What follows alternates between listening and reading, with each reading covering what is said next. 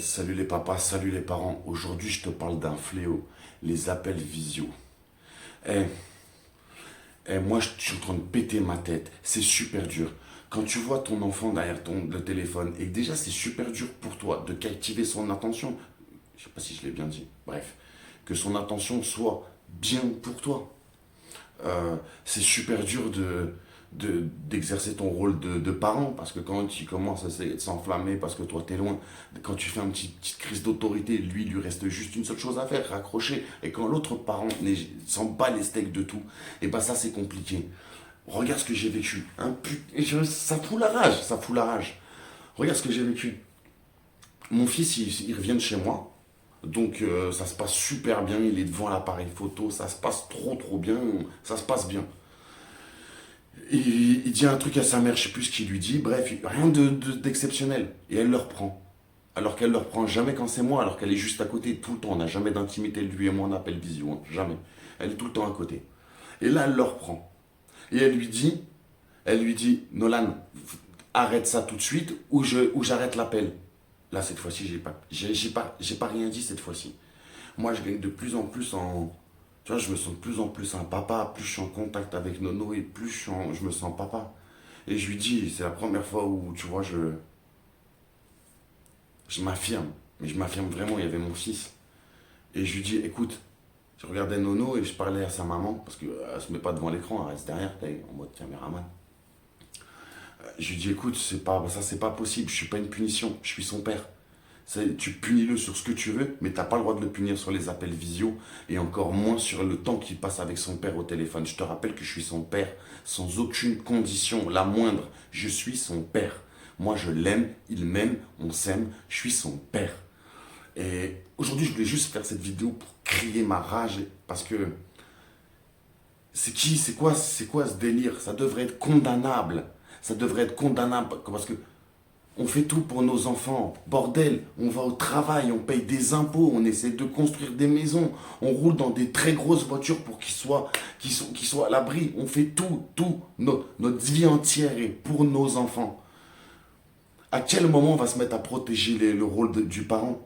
Et quand on voit les galères que ça représente d'être au téléphone avec nos enfants, et encore pour tous ceux qui ont la chance d'être au téléphone avec leurs enfants, parce qu'il y en a plein qui ne voient pas leurs enfants. Encore une fois, je suis resté plus de 2 ans sans voir mon fils. Et j'avais des appels visio merdiques. J'ai tout vécu. Le oh non papa, et il raccroche. Pas de nouvelles pendant 2 semaines. Enfin, laisse tomber, hein. Je suis passé par tous les trucs. Et là, enfin, je vois mon fils. On commence à lui et moi bien s'entendre. Et elle fait maintenant condition de moi. Et ça, clairement, il en est hors de question. Je suis pas une condition, je suis son père, bordel de merde. Je suis son père, sans la moindre condition. Voilà, je voulais juste crier ma colère parce que c'est super dur, c'est super dur. Dans ces moments-là, tu as envie de péter un câble, mais vraiment. Alors, tu vois, tu montres que t'es pas content, mais tu peux rien faire de plus. Et c'est super énervant, et rien nous protège. Il n'y a rien, jamais, jamais qui nous protège. Et ça, c'est quoi ce délire? On veut un code parental. Un code parental.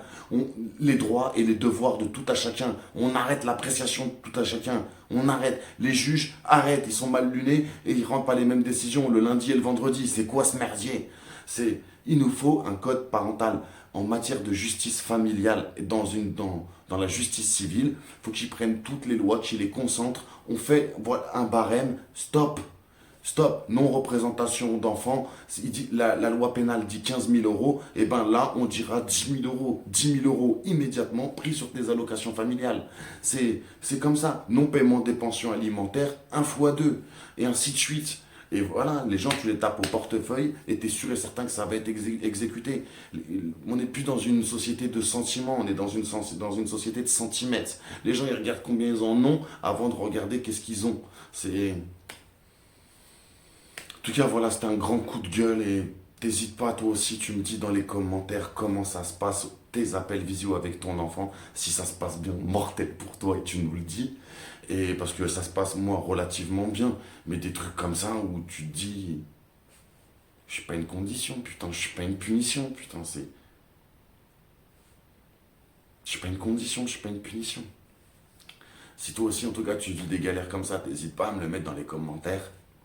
Et avec plaisir, je te lirai et je te répondrai. Et Et merci à tous ceux qui partagent encore, merci à tous ceux qui mettent un commentaire. Et merci, merci du fond du cœur d'être là, présent avec nous. Les abonnés continuent à grandir, les vues aussi. La chaîne tourne de mieux en mieux et tout ça c'est encourageant. C'est ce qui fait que de plus en plus de monde viennent et témoignent régulièrement.